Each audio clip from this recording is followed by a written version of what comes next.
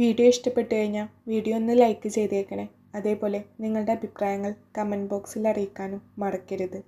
ഇന്ന് ഒട്ടും വയ്യാതിരിക്കുകയാണ്, എന്നിട്ടും വീഡിയോ ഇട്ടത് ഈ കഥയ്ക്ക് വേണ്ടി കുറച്ച് പേരെങ്കിലും വെയിറ്റ് ചെയ്യുന്നുണ്ടല്ലോ എന്ന് കരുതിയാണ്. അപ്പോൾ നിങ്ങളും അതിനനുസരിച്ച് സപ്പോർട്ട് ചെയ്യുമല്ലോ അല്ലേ. നീ ഇത് 2 ദിവസമായല്ലോ ഇവിടെ തന്നെ കൂനി പിടിച്ചിരിക്കുന്നത്. പുറത്തെ വെളിച്ചമൊന്നും തട്ടിയില്ലെങ്കിൽ അസുഖം കൂടുകയുള്ളൂ പെണ്ണെ. ചിത്ര ഗൗരിയെ നോക്കി അല്പം ശാസനയോടെ പറഞ്ഞു. ഉള്ളൊന്ന് തണുക്കട്ടടി ആദ്യം. അച്ഛൻ്റെ പ്രായമുള്ളൊരു മനുഷ്യൻ ചെയ്ത അക്രമം മനസ്സിൽ നിന്ന് പോകുന്നില്ല. വിവാഹമോചിത എന്ന വാക്കിന് നാട്ടുകാർ കൽപ്പിക്കുന്നൊരർത്ഥമുണ്ടടി. ആൺതുണയില്ലാത്തവൾ. അവർക്ക് ചൂടും കൊടുക്കാൻ മത്സരിക്കുന്ന ഒരുപാട് പേര് ഇനിയും കാണും ഇന്നാട്ടിൽ, ഭരതനെ പോലെ. ഗൗരി ദീർഘമായി ഒന്ന് നിശ്വസിച്ചു. അങ്ങനെ ആരെങ്കിലും ഉണ്ടെങ്കിൽ തന്നെ നിന്നെ തൊടാൻ പോയിട്ട് ഒന്ന് നോക്കാൻ പോലും ഇനി ഈ നാട്ടിൽ ആർക്കും ധൈര്യം കാണത്തില്ല. അതെന്താ നീ അങ്ങനെ പറഞ്ഞത്? ഗൗരി ചിത്രയെ സംശയത്തോടെ ചോദിച്ചു. ഭദ്രൻ നിന്റെ പിന്നാലെ ഓടിച്ചെന്ന് കയറിയത് ആ ഉരുക്കുവണ്ടിയുടെ കീഴിലല്ലേ? അങ്ങേര് ഭദ്രനെ ഇടിച്ച് പപ്പടം പൊടിക്കും പോലെ പൊടിച്ചു എന്ന നാട്ടുകാർ പറയുന്നത് കേട്ടത്. അങ്ങേരുടെ ദേഹത്തിന് ഏതെങ്കിലും അസ്ഥി നുറുങ്ങാത്തതുണ്ടോ എന്ന് സംശയ. ചിത്ര ഒരു ഒഴുക്കം മട്ടിൽ പറഞ്ഞു. നീ ഇത് എന്താ പറയുന്നത് ചിത്രേ? നീ ഒന്ന് തെളിച്ചു പറ. വാലും തലയില്ലാത്ത ചിത്രയുടെ സംസാരത്തിൽ ഗൗരി അതൃപ്തി പ്രകടിപ്പിച്ചു. അപ്പോൾ നിനക്കൊന്നും ഓർമ്മയില്ലേ? ചിത്ര സംശയത്തോട് ചോദിച്ചു. എന്ത്? ഗൗരി മുഖം ചുളിച്ചു. എടി, കൈലാസത്ത് രുദ്രൻ എത്തിയിട്ടുണ്ട്. നീ ബോധം മറഞ്ഞു വീണത് അങ്ങേരുടെ കയ്യിലാണ്. നിന്നെ പിന്തുടർന്നു വന്ന ഭദ്രനെ അങ്ങേര് കാര്യവും കാരണവും പറയിപ്പിച്ച് ഇടിച്ച് എല്ലൊടിച്ച് കളഞ്ഞു. രുദ്രൻ തന്നെയാ നിന്നെ ഹോസ്പിറ്റലിൽ കൊണ്ടുപോയി ആക്കിയതും. ചിത്രയുടെ കണ്ണുകളിൽ വർഷങ്ങൾക്ക് മുമ്പെയുള്ള അതേ ആവേശം. രുദ്രൻ എന്ന രാവണനെക്കുറിച്ച് നാട്ടുകാർ പറഞ്ഞു കേട്ട വീരകഥകൾ ഗൗരി എന്ന അവൻ്റെ ജാനകിയോട് പറഞ്ഞിരുന്ന നാളുകളിൽ അവളുടെ കണ്ണിലുണ്ടായിരുന്ന അതേ ആവേശം. ഗൗരിക്ക് ദേഹമൊട്ടാകെ ഒന്ന് കുളിർന്നു. അപ്പോൾ ഞാൻ കണ്ടത് സ്വപ്നമല്ലേ? തന്നെ മാത്രം ഉറ്റുനോക്കി നിൽക്കുന്ന ആ കണ്ണുകൾ ഇപ്പോഴും ഉണ്ട് കൺമുന്നിൽ, ബോധം മറയും മുമ്പ് കണ്ട അതേ തീവ്രതയിൽ. പക്ഷെ മയങ്ങി എഴുന്നേറ്റപ്പോൾ അതൊക്കെ മായാകാഴ്ചകളായി തോന്നിയതാണെന്ന് കരുതിപ്പോയി. ചിത്രപതിയെ ചലനം മറ്റിയിരിക്കുന്ന ഗൗരിയുടെ കൈകൾ മെല്ലെ കൂട്ടിപ്പിടിച്ചു. ഗൗരിയുടെ കണ്ണിൽ നിന്നും ഒരു തുള്ളി കണ്ണുനീർ അവളുടെ കയ്യിൽ തട്ടി ചിതറി. ചിത്രക്ക് മുന്നിലിരിക്കുന്ന പെണ്ണിനോട് വല്ലാത്ത അലിവ് തോന്നി. ഗൗരി. ചിത്ര കൈയെത്തിച്ച് അവളുടെ നെറുകയിലൊന്ന് തലോടി. ഗൗരി അശക്തമായി ഒന്ന് മൂളി. ഇത് നിനക്ക് വേണ്ടിയുള്ള 2ാം വരവാണ്. എൻ്റെ മനസ്സ് അങ്ങനെ പറയുന്നു. ഞാൻ മനസ്സിലാക്കിയെടുത്തോളം രുദ്രൻ അമ്മയുടെ ചതിയെപ്പറ്റി അറിഞ്ഞിരിക്കണം. അങ്ങനെയാണെങ്കിൽ അവൻ്റെ ഉള്ളിൽ ഇപ്പോൾ നീ മാത്രമായിരിക്കും. അവനെ ജീവനോളം സ്നേഹിച്ച് അവന് ഊർജവും വെളിച്ചവും നൽകി പ്രണയിച്ച അവൻ്റെ കാണാമറയത്ത പ്രണയിനിയെ തേടിയുള്ള വരവായിരുന്നിരിക്കണം ഇത്. ചിത്രയുടെ വാക്കുകൾ വണ്ട് മൂളും പോലെയാണ് ഗൗരിയുടെ ചെവിയിലേക്ക് കയറിയത്. അവൾ ഉമിനീർ ഇറക്കാൻ പ്രയാസപ്പെട്ടു. തൊണ്ട വേദനിക്കുന്നു. തൊണ്ടയിൽ നിന്നും വരുന്ന ഒരു കുഞ്ഞു ഗദ്ഗതം പിടിച്ചു വെക്കാൻ പാടുപെടുന്നത് കൊണ്ടായിരിക്കും. അവൻ ഇനിയും നിന്നെ തേടി ഇറങ്ങിയാൽ പണ്ടത്തെ പോലെ ഒന്നിനു വേണ്ടിയും മാറി നിൽക്കല്ലേടി. ജീവിക്കണം, അവൻ്റെ ഇണയായി തന്നെ ജീവിക്കണം. ഇതാണ് നിന്റെ നിയോഗം. അതിനു മുന്നേ നടന്നത് അത്രയും കടമ്പകളായിരുന്നു, അവനിലേക്ക് എത്താനുള്ള കടമ്പകൾ. ഇനി അവനിലേക്ക് നിനക്ക് അധിക ദൂരമൊന്നും ഇല്ല ഗൗരി. ചിത്രയുടെ കണ്ണുകൾ നിറഞ്ഞൊഴുകി. ഗൗരി വിലങ്ങനെ തലയാട്ടി. നിനക്ക് സമ്മതമല്ലെങ്കിലും ഞാൻ പോയി പറയും. നീ എല്ലാം അറിഞ്ഞുകൊണ്ട് സ്വന്തം വിധി തിരഞ്ഞെടുക്കുകയായിരുന്നെന്ന്. പക്ഷെ രുദ്രനോ ഒന്നും അറിയാത്ത ആ മനുഷ്യനെ എല്ലാവരും ചേർന്ന് പറഞ്ഞു പറ്റിക്കുകയായിരുന്നു. സത്യം തിരിച്ചറിഞ്ഞ നിമിഷം രുദ്രൻ എത്രത്തോളം വേദന തിന്ന് കാണുമെന്ന് എനിക്കും നിനക്കും ഒന്നും ഊഹിക്കാൻ പോലും കഴിയില്ല ഗൗരി.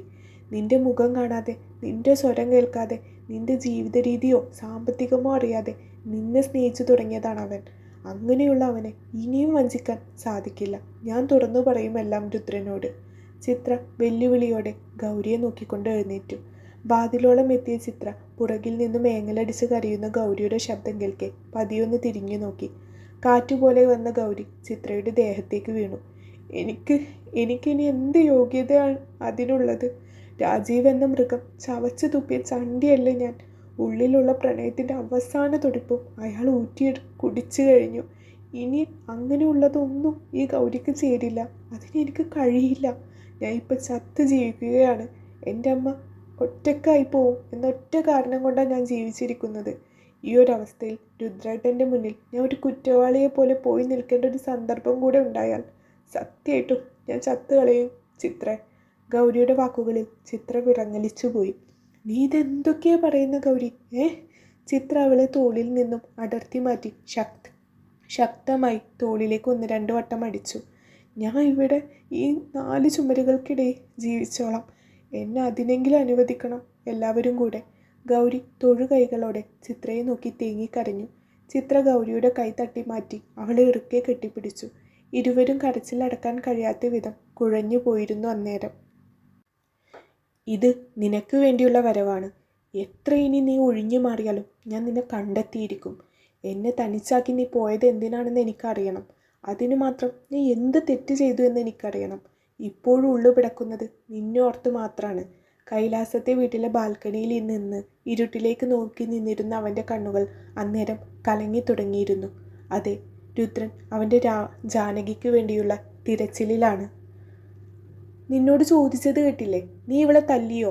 കൈലാസത്തെ വീടിൻ്റെ ആഡംബരമായ നടുമുറിയിൽ സിംഹാസനം കണക്കെയുള്ള കസേരയിൽ ഇരുന്ന് ദേവൻ തൻ്റെ മകനോട് ഗർജിക്കുകയായിരുന്നു.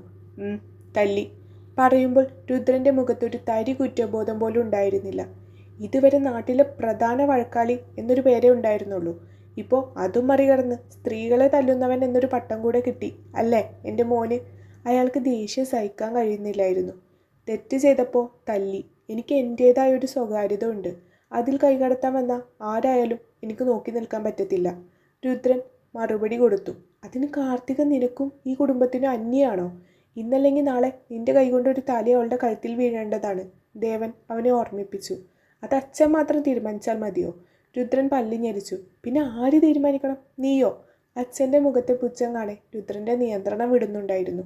എൻ്റെ കാര്യം പിന്നെ ഞാൻ തന്നെയല്ലേ തീരുമാനിക്കേണ്ടത്? രുദ്രൻ നെറ്റി ചൊളിച്ചു. അങ്ങനെ സ്വന്തമായി തീരുമാനിക്കണമെങ്കിൽ സ്വന്തം കോലി ആദ്യം നിൽക്കണം.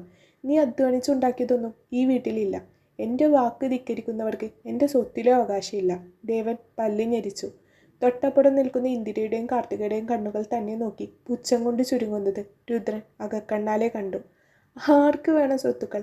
രുദ്രൻ ഇന്നിറങ്ങി തിരിച്ച ഇതിൻ്റെ 2 ഇരട്ടി എന്നെ കൊണ്ട് ഉണ്ടാക്കാൻ കഴിയും എന്ന് എന്നെപ്പോലെ തന്നെ അച്ഛനും അറിയാം. അതുകൊണ്ട് ആ വെല്ലുവിളി എന്നോട് വേണ്ട.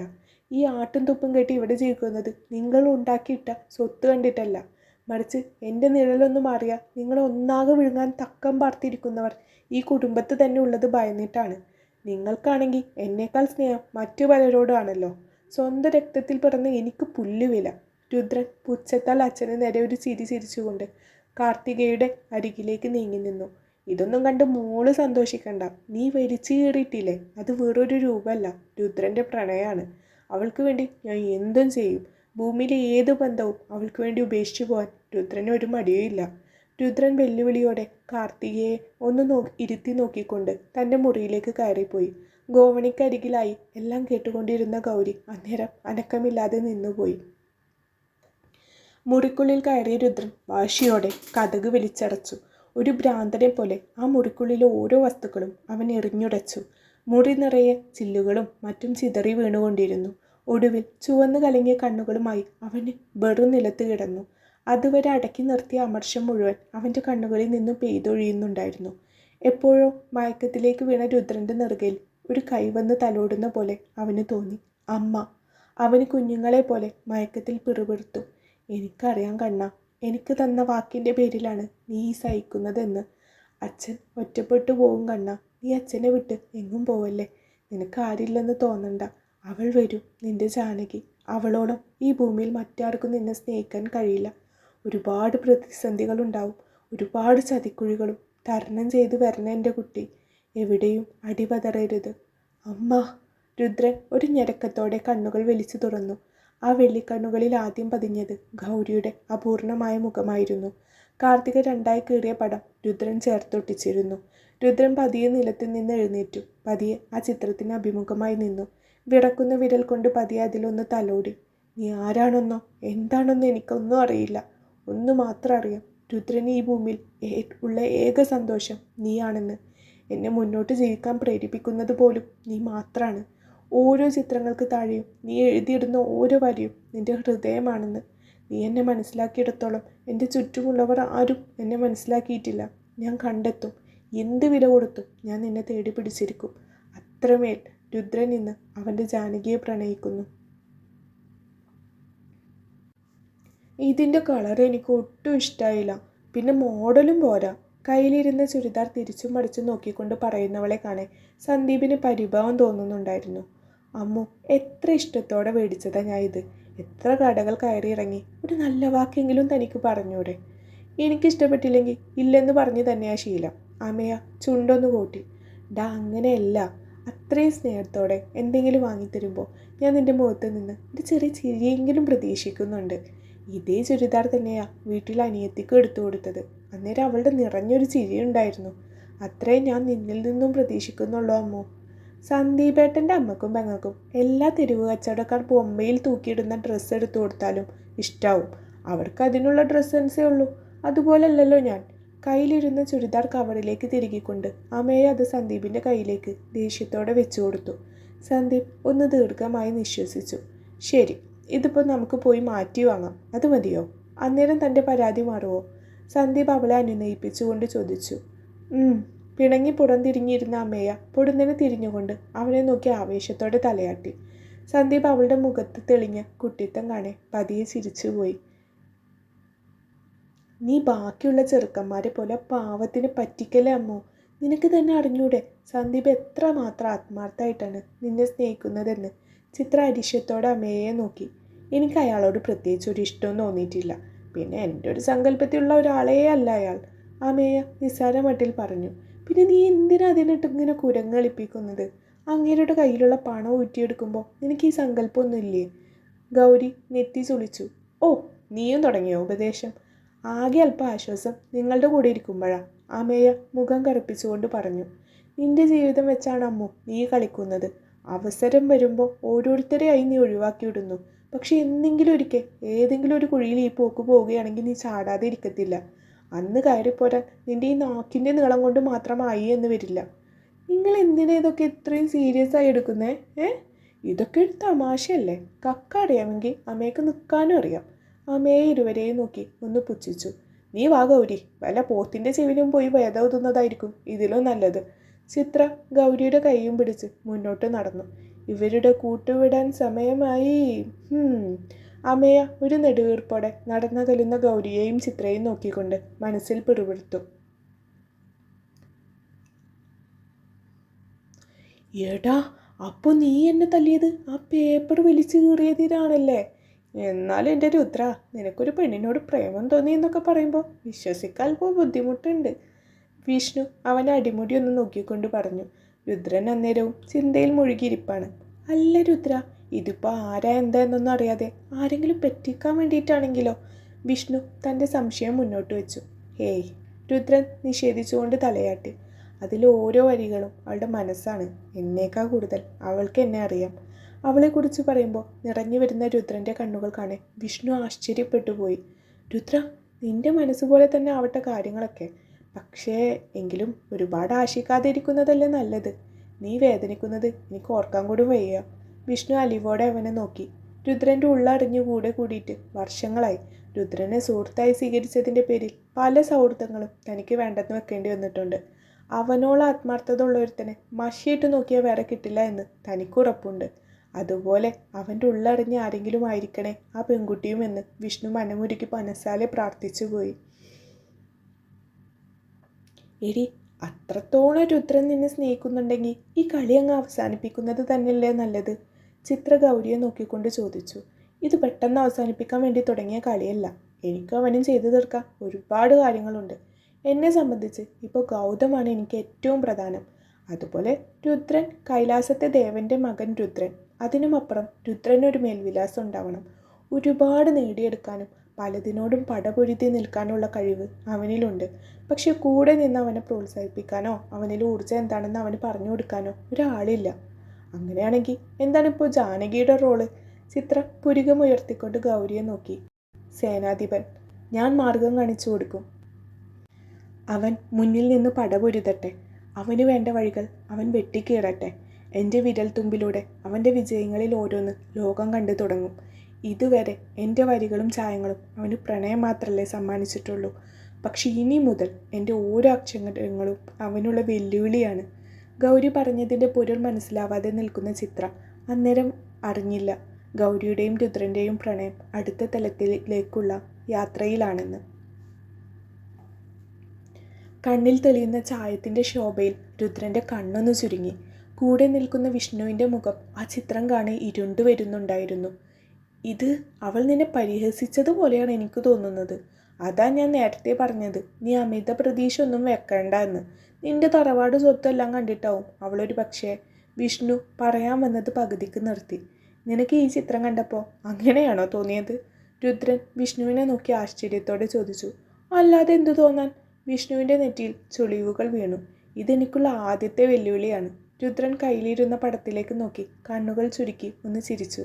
എനിക്കും മുന്നേ എൻ്റെ ഹൃദയം പറയുന്നത് അവൾ കേൾക്കുന്നുണ്ട്. തൂവെള്ള നിറത്തിൽ ഉള്ള കട്ടിയുള്ള കടലാസിൽ ആഡംബരം തിങ്ങി നിറഞ്ഞ ഒരു കൊട്ടാരത്തിൻ്റെ അകത്തളത്തിൽ ചങ്ങല കൊണ്ട് ബന്ധിക്കപ്പെട്ട നിലയിൽ രാജാവിന് മുന്നിൽ മുട്ടികുത്തി നിൽക്കുന്ന ഒരു രാജകുമാരൻ. രാജാവിന് തലക്ക് ചുറ്റും തൂങ്ങിയാടുന്ന മൂർച്ചയേറിയ വാളുകളിൽ അശ്രദ്ധനായിരുന്നു രാജാവ്. പക്ഷെ അതേ വലിപ്പത്തിലും രൂപത്തിലുള്ള വാളുകൾ രാജകുമാരൻ്റെ പുറകിൽ തറച്ചു നിൽപ്പുണ്ട്. അതും രാജാവ് ശ്രദ്ധിച്ചിട്ടില്ല എന്ന് തോന്നും ചിത്രം കണ്ടാൽ. അവൾ എന്നെ മാത്രമല്ല, എൻ്റെ ചുറ്റുപാട് കണ്ടും കേട്ടും അറിഞ്ഞും വെച്ചിട്ടുണ്ട്. അച്ഛൻ്റെ തണലിൽ നിന്ന് ഇറങ്ങി നടക്കാനാണ് അവൾ എന്നോട് ആവശ്യപ്പെടുന്നത്. സ്വന്തമായി ഒരു സാമ്രാജ്യം കെട്ടിപ്പടുക്കാൻ പറയാതെ പറയുന്നു.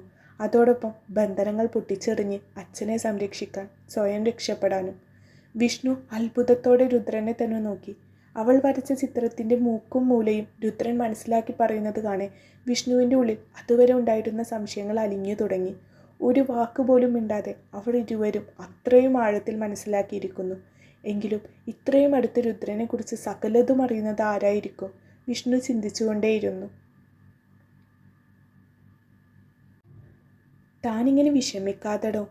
എങ്ങനെ വിഷമിക്കാതിരിക്കും കിഷോർ? എൻ്റെ പ്രാണനും കൊണ്ടാണ് അയാൾ നാട്ടിലേക്ക് മടങ്ങിപ്പോയത്. നിനക്കറിയോ, ഒരു നിമിഷം പോലും എൻ്റെ മോളില്ലാതെ എനിക്കിരിക്കാൻ കഴിയില്ലായിരുന്നു. എന്നിട്ടിപ്പോൾ ആ മുഖം പോലും അയാൾ എന്നെ ഒന്ന് കാണാൻ അനുവദിക്കുന്നില്ല. അമേയ നിറഞ്ഞു വന്ന കണ്ണുകൾ അമർത്തി തുടച്ചു. കിഷോർ അന്നേരവും അവളെ തന്നെ നോക്കുകയായിരുന്നു. എത്ര സമർത്ഥമായിട്ടാണ് അവൾ ഓരോന്ന് അഭിനയിച്ച് പൊലിപ്പിച്ച് പറയുന്നത് എന്നോർക്കെ അവന് അത്ഭുതം തോന്നി. തനിക്ക് ഞാൻ പറയുന്നത് കൊണ്ട് ഒന്നും തോന്നരുത്. താനായിട്ട് കുഞ്ഞിനെ വേണ്ടെന്ന് വെച്ച് പോയതാണെന്നാണ് പൊതുവേ ഉള്ളൊരു സംസാരം. കിഷോർ അവളുടെ മുഖം മാറുന്നത് സസൂക്ഷ്മം നോക്കിക്കൊണ്ട് പറഞ്ഞു. അത് നീ വിശ്വസിക്കുന്നുണ്ടോ കിഷോർ? രുദ്രന് പണവും പിടിപാടും ഏറെയാണ്. അതുപയോഗിച്ച് എല്ലാ അർത്ഥത്തിലും അയാൾ എന്നെ പൂട്ടി. അല്ലാതെ ഞാൻ എൻ്റെ കുഞ്ഞിനെ വേണ്ടെന്ന് നോക്കുമോ?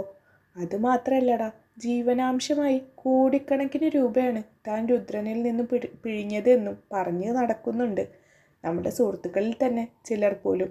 അമ്മയ്ക്ക് പിന്നെ എന്ത് മറുപടി പറയണമെന്നറിയാതെയായി. രുദ്രനിൽ നിന്നും താൻ വലിയൊരു സംഖ്യ പിടിച്ചെടുത്തിട്ടുണ്ട്. അതുപോലെ തന്നെയാണ് മോളുടെ കാര്യവും. കുഞ്ഞ് ബാധ്യതയാവും എന്ന് കരുതി വിട്ടുകൊടുത്തതും താൻ തന്നെയാണ്. പക്ഷെ കിഷോറിനൊരു ബന്ധം ഉണ്ടാക്കണമെങ്കിൽ ഇങ്ങനൊരു സഹതാപ നാടകം ആവശ്യമാണ്. കിഷോറും എന്നെ സംശയിക്കുന്നുണ്ടോ? അമേയ മുഖം പൊത്തിപ്പിടിച്ച് കരച്ചിൽ കൂട്ടി. കിഷോറിന് അന്നേരം അവൾക്ക് മുഖം അടച്ചൊന്ന് കൊടുക്കാനാണ് തോന്നിയത്. എങ്കിലും അവൻ സ്വയം നിയന്ത്രിച്ചു. അമേയ, ഞാൻ കേട്ട കാര്യം പറഞ്ഞതല്ലേടോ. താൻ ഒരിക്കലും അങ്ങനെ ചെയ്യില്ലെന്ന് എനിക്ക് നല്ല ഉറപ്പുണ്ട്. ഒന്നുമില്ലെങ്കിലും താൻ ആ കുഞ്ഞിനെ 10 മാസം വയറിലിട്ട് നടന്നതല്ലേ. തനിക്ക് അങ്ങനെ ചിന്തിക്കാൻ പോലും കഴിയില്ല എന്ന് എനിക്ക് നല്ല ഉറപ്പുണ്ട്. അമേക്ക് അവൻ്റെ വാക്കുകൾക്ക് പിന്നാലെ കുഞ്ഞിനെ ഗർഭം തിരിച്ച മാസങ്ങൾ മുന്നിലേക്കൊരു തിരശ്ശീല പോലെ ഓടി മറഞ്ഞു വന്നു. ഗൗരിയാണ് രുദ്രൻ സ്നേഹിച്ചിരുന്നത് എന്ന് അവൻ തിരിച്ചറിയും മുമ്പേ അവന് വേണ്ടി താൻ ഒരുക്കിയൊരു കെണി മാത്രമായിരുന്നു ആ കുഞ്ഞ്. തന്നിൽ നിന്ന് അവൻ ഒരിക്കലും വേർപെട്ടു പോവാതിരിക്കാൻ മാത്രം. പക്ഷെ ഒരിക്കലും കുഞ്ഞുങ്ങളോട് വലിയൊരു ഇഷ്ടമൊന്നുമില്ലാതിരുന്ന തനിക്ക് ആ 10 മാസങ്ങൾ നരകയാതനയായിരുന്നു. മനം പുരട്ടലും ഛർദിയും കൈകാൽ കടച്ചിലും പൊരിച്ചിലും നടുവേദനയും ഉറക്കമില്ലായ്മയും എല്ലാം കൂടെ കാർന്നു തിന്ന 10 യുഗങ്ങളെ പോലെയാണ് തനിക്ക് ആ ദിനങ്ങൾ തോന്നിയത്. നിലനിൽപ്പിന് ആ കുഞ്ഞ് തനിക്ക് അത്യാവശ്യമായതുകൊണ്ട് മാത്രം താൻ ചെറുത്തു നിന്നു. കിഷോർ അമ്മയുടെ തോളിൽ പതിയെ കൈവച്ചു. അമ്മയൊരു നിമിഷം ചിന്തകളിൽ നിന്ന് ഞെട്ടി ഉണർന്നു. തന്നെ ആരൊക്കെ ഒറ്റപ്പെടുത്തിയാലും ഞാൻ ഉണ്ടാവുമടോ കൂടെ, എന്നും, എൻ്റെ മരണം വരേക്കും. കിഷോർ കണ്ണുകൾ കൊണ്ട് ഒരു ചിരി ചിരിച്ചു. ഒരു കൊലച്ചിരി. അമ്മയ്ക്ക് പക്ഷെ ആ വാക്കുകൾ അന്നേരം ആശ്വാസം പകരുകയായിരുന്നു. അത്രത്തോളം അവൾ കിഷോറുമായുള്ള ജീവിതം സ്വപ്നം കണ്ടു തുടങ്ങിയിരുന്നു. ദീപ്തി, അലറണ്ട രാജീവ്. കേട്ടു നിൽക്കാൻ ഞാൻ ഗൗരിയല്ല. എന്നോട് എങ്ങനെയാണോ അതുപോലെ നിങ്ങളോട് എനിക്ക് നിൽക്കാൻ കഴിയൂ. നീ എന്നെ ചോദ്യം ചെയ്യാൻ മാത്രം വളർന്നിട്ടില്ല ദീപ്തി. എനിക്കൊരു പാർട്ട്ണറെയാണ് വേണ്ടത്. രാജീവ്. അല്ലാതെ എന്നെ ഭരിക്കുന്ന യജമാനനെ അല്ല. ദീപ്തിയിൽ പുച്ഛം നിറഞ്ഞു. രാജീവ് വല്ലാത്തൊരു കോപത്തോടെ ബെഡിൽ നിന്ന് എഴുന്നേറ്റു. ദീപ്തിയും തൻ്റെ നഗ്നമായ ശരീരം പുതപ്പുകൊണ്ട് മറച്ച് എഴുന്നേറ്റ് ഇരുന്നു. രാജീവ് അന്നേരം ദേഷ്യം കൊണ്ട് തിളക്കുന്നുണ്ടായിരുന്നു. അവൻ ഷെൽഫിൽ നിന്നൊരു ജാക്ക് ഡാനിയലിൻ്റെ ബോട്ടിൽ വലിച്ച് മേശപ്പുറത്തേക്ക് വെച്ചു.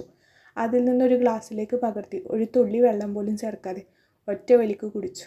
എന്നോടുള്ള ദേഷ്യം സ്വന്തം ശരീരത്തോട് തീർക്കേണ്ട രാജീവ്. നിങ്ങൾ എനിക്ക് വാങ്ങിത്തന്ന ഓരോന്നിനും കണക്ക് പറഞ്ഞു തുടങ്ങിയപ്പോൾ അതെന്നെയും ചൊടിപ്പിച്ചു. അതുകൊണ്ട് ഞാനും തിരികെ പറഞ്ഞു, അതിവിടെ മറന്നേക്ക്. ദീപ്തിയുടെ വാക്കുകൾ അവസാനിക്കുന്നിടത്ത് രാജീവ് അവൾക്ക് നേരെ ഒരു ചെന്നായയെ പോലെ പാഞ്ഞെടുത്തു വന്നിരുന്നു.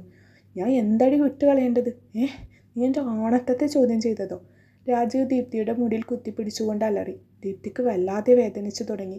അവൾ വീറോടെ അവൻ്റെ കൈ തട്ടിമാറ്റി. ഞാൻ പറഞ്ഞതിൽ എന്താണ് രാജീവ് തെറ്റ്? നിങ്ങൾ ഓരോ വട്ടം എനിക്ക് ഓരോ സമ്മാനങ്ങൾ തരുമ്പോഴും അതിനുള്ള ബെനഫിറ്റ് നിങ്ങൾ എടുക്കുന്നത് എൻ്റെ ദേഹത്താണ്. നിങ്ങൾ ശരീരം പങ്കിടുമ്പോൾ മാത്രം ഉണരുന്ന ഒരു സാഡിസ്റ്റ് ഉണ്ട് രാജീവ്. അത് നിങ്ങൾ തിരിച്ചറിയണം. അതിന് പരിശോധന എടുക്കണം. എനിക്കിത് ഇങ്ങനെ സഹിക്കാൻ സാധിക്കത്തില്ല, ദീപ്തി ദേഷ്യത്തോടെ പറഞ്ഞു. പറഞ്ഞതിൻ്റെ പൊരുൾ രാജീവിന് മനസ്സിലായില്ലെങ്കിൽ ഒന്നുകൂടെ വ്യക്തമാക്കുക. നിങ്ങൾക്കൊരു സ്ത്രീയെ തൃപ്തിപ്പെടുത്താനുള്ള കഴിവില്ല രാജീവ്. അത് ആദ്യം നിങ്ങൾ അംഗീകരിച്ചേ പറ്റൂ. ദീപ്തി പറയുകയല്ലായിരുന്നു, ചീറുകയായിരുന്നു. രാജീവ് ദീപ്തിയുടെ വാക്കുകളിൽ ഒരു നിമിഷം നിശബ്ദനായിപ്പോയി. അവൻ്റെ കൺമുന്നിലേക്ക് ഗൗരിയുടെ മുഖം കടന്നു വന്നു. വേദന തിങ്ങി നിറഞ്ഞ അവളുടെ മുഖം, അടക്കി പിടിച്ച അവളുടെ കരച്ചിൽ ചീളുകൾ. എന്നിട്ടും ഒരു വട്ടം പോലും അവൾ തന്നോട് ദീപ്തിയെ പോലെ സംസാരിച്ചിട്ടില്ല. രാജീവിൻ്റെ മനസ്സിൻ്റെ തുലാസിൽ ഇരുവരും കൂടെ ആടിത്തുടങ്ങി. അമ്പലത്തിൽ നിന്നും പുറത്തേക്ക് കടന്നുകൊണ്ട് അഴിച്ചുവെച്ച ചെരുപ്പ് പതിയെ ഗൗരി ഇട്ടു. തിരിഞ്ഞു നടക്കവേ ആൽത്തറയിൽ നിന്നും പുരുഷകേസരികളുടെ അടക്കിയുള്ള ചിരിയും ചൂളമടിയും എല്ലാം അവളുടെ ചെവിയിലേക്ക് തറഞ്ഞു കയറുന്നുണ്ടായിരുന്നു. ദീർഘമായി ഒന്ന് നിശ്വസിച്ചുകൊണ്ട് അവൾ മുന്നോട്ടേക്ക് തന്നെ നടന്നു. അന്നത്തെ ഭരതൻ്റെ പ്രശ്നം കഴിഞ്ഞതിൽ പിന്നെ കുറച്ച് ദിവസം കഴിഞ്ഞാണ് ഇന്ന് ഗൗരി പുറത്തിറങ്ങുന്നത്. നാട്ടിലൊരുവിധമെല്ലാം അത് ചർച്ചയായിട്ടുണ്ടെന്ന് അറിഞ്ഞിരുന്നു. അമ്മയെ തല്ലിയാലും രണ്ടുണ്ടല്ലോ ന്യായം. അതുപോലെ ആയിരിക്കും ആളുകൾക്കിതും. എന്നെയും ആ കാര്യത്തിൽ കുറ്റം പറയുന്നവർ ഉണ്ടാവും. ഞാനായിട്ട് അയാളെ കുടുക്കിയതാണെന്ന് പറയുന്നവർ ഉണ്ടാവും. ആലോചിക്കുമ്പോൾ ഗൗരിക്ക് സ്വയം പുച്ഛം തോന്നി. ഇങ്ങനൊരു ജന്മം, അവൾ സ്വയം ശപിച്ചു. ഇടവഴി കയറാൻ ഒരുങ്ങവെയാണ് തനിക്കെതിരെ നടന്നു വരുന്ന രൂപം ഗൗരിയുടെ കണ്ണിലുടക്കിയത്. രുദ്രേട്ടൻ. ഗൗരിയുടെ ചുണ്ടുകൾ മന്ത്രിച്ചു. കള്ളി, മോഷ്ടിച്ചിട്ട് നിന്ന് ന്യായം പറയുന്നോടി. ഗൗരിയുടെ ചെവിയിലേക്ക് രുദ്രൻ മുന്നേ എപ്പോഴോ തന്നോട് പറഞ്ഞ വാക്കുകൾ അലകൾ തീർത്തു വന്നു. അവളുടെ കണ്ണുകൾ ഈറനണിഞ്ഞു. ആത്മാഭിമാനത്തിൽ പ്രാണനായിരുന്നവൻ തന്നെ കുത്തിമുറിവേൽപ്പിച്ച നിമിഷങ്ങൾ മുന്നിൽ തിരശീലകൾ പോലെ ഉയർന്നു വന്നു. രുദ്രൻ തന്നെ കാണുന്നതിനു മുമ്പേ അവൾ വേഗത്തിൽ അവനെ മറഞ്ഞുകൊണ്ട് തൊട്ടുള്ള മതിലിൻ്റെ മറപറ്റി കൊണ്ട് നിന്നു. ഇനിയും അവൻ്റെ മുന്നിൽ പോയി നിൽക്കാനുള്ള അർഹത തനിക്കില്ല. എല്ലാം അറിഞ്ഞുകൊണ്ട് താൻ അരങ്ങൊഴിഞ്ഞു പോയതാണ്. പക്ഷെ രുദ്രനെ താൻ അറിഞ്ഞുകൊണ്ട് ചതിക്കുകയായിരുന്നു. ഗൗരിയുടെ കണ്ണുകൾ ഈറനണിഞ്ഞു. വീണ്ടും മനസ്സ് ഭൂതകാലത്തിലേക്കൊന്ന് ഊളിയിട്ടു. ഇങ്ങനെ സന്ദേശം കൈമാറി നടന്നാൽ മതിയോ? ഈ നാടകം അവസാനിപ്പിക്കണ്ടേ? നീ ഒരു കാര്യം ശ്രദ്ധിച്ചോ ചിത്രേ? ഇന്നേ വരെ അങ്ങേരെ എന്നോട് ഇഷ്ടമാണെന്ന് തുറന്നു സമ്മതിച്ചിട്ടില്ല. ചിത്രം കൊണ്ട് വെക്കുമ്പോൾ തിരികെ കിട്ടുന്ന ഓരോ കുറിപ്പിലും എന്നെ വെല്ലുവിളിക്കുന്നതല്ലാതെ അങ്ങേർക്ക് എന്നെ കാണാൻ ആഗ്രഹമുണ്ടെന്ന് പറഞ്ഞിട്ടില്ല. അങ്ങനെ എങ്ങാനും പറഞ്ഞാൽ ആ മാസിലും പിടിച്ച് നടക്കുന്നതിൻ്റെ വീര്യം അങ്ങ് ഇടിഞ്ഞാലോ? അതാണ് കാര്യം. ഗൗരി ചുണ്ടൊന്ന് കൂട്ടിക്കൊണ്ട് പറഞ്ഞു.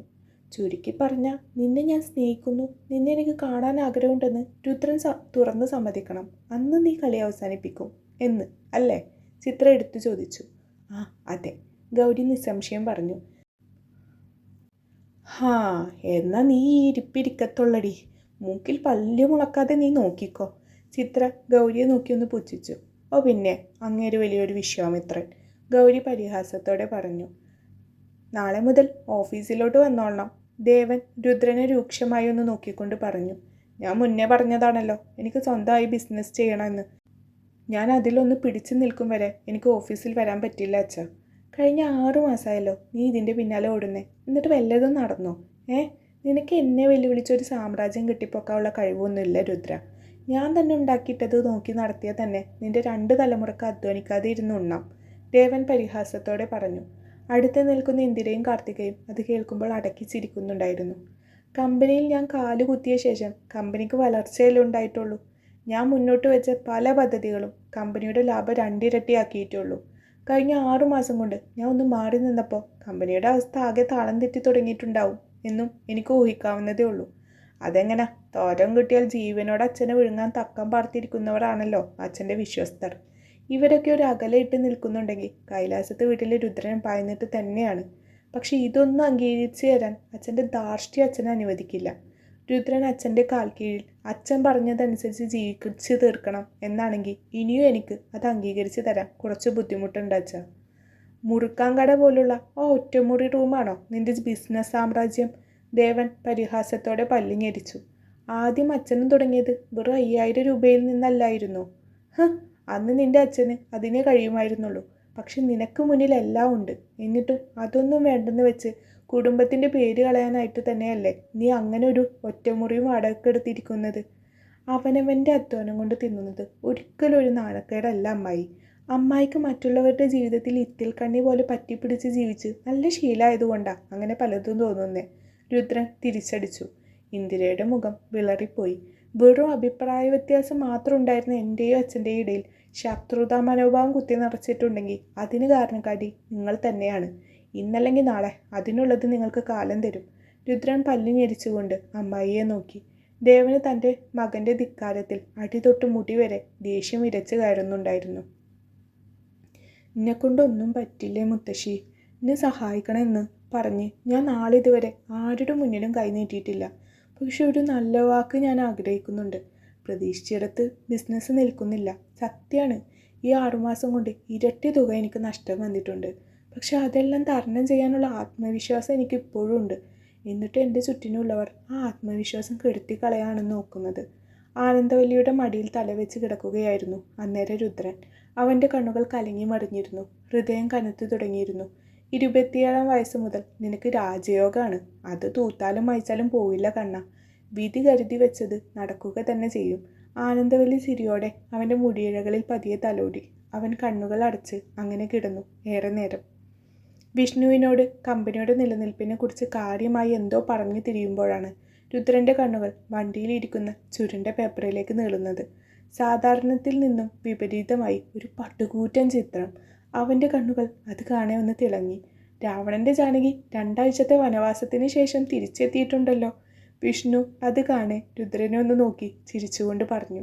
രുദ്രൻ്റെ കണ്ണുകളിൽ അന്നേരം ആകാംക്ഷയേക്കാൾ അധികം പ്രണയമായിരുന്നു എന്ന് വിഷ്ണുവിനൊരു നിമിഷം തോന്നി. അമ്മയെ കണ്ട ഒരു കുഞ്ഞിൻ്റെ വ്യഗ്രതയോടെ അതിനരികിലേക്ക് പായുന്ന രുദ്രനെ വിഷ്ണു ചെറിയൊരു ചിരിയാലെ നോക്കി നിന്നുപോയി. ഇന്നേ വരെ രുദ്രനോട് ആത്മാർത്ഥത ഉള്ള ഒരെണ്ണം രുദ്രൻ്റെ കുടുംബത്തിലോ ബന്ധത്തിലോ ഇല്ലെന്നൊരു സങ്കടം വിഷ്ണുവിന് ഏറെയായിരുന്നു.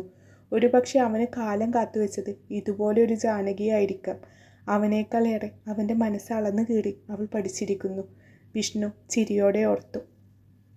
തുടരും സൂര്യകാന്തി. വീഡിയോ ഇഷ്ടപ്പെട്ടു കഴിഞ്ഞാൽ വീഡിയോ ഒന്ന് ലൈക്ക് ചെയ്തേക്കണേ. അതേപോലെ നിങ്ങളുടെ അഭിപ്രായങ്ങൾ കമൻറ്റ് ബോക്സിൽ അറിയിക്കാനും മറക്കരുത്. നിറയെ റിവ്യൂ തന്നു കഴിഞ്ഞാൽ നാളെ തന്നെ അടുത്ത പാർട്ടുമായി ഞാൻ വരുന്നതാണ്. Thank you.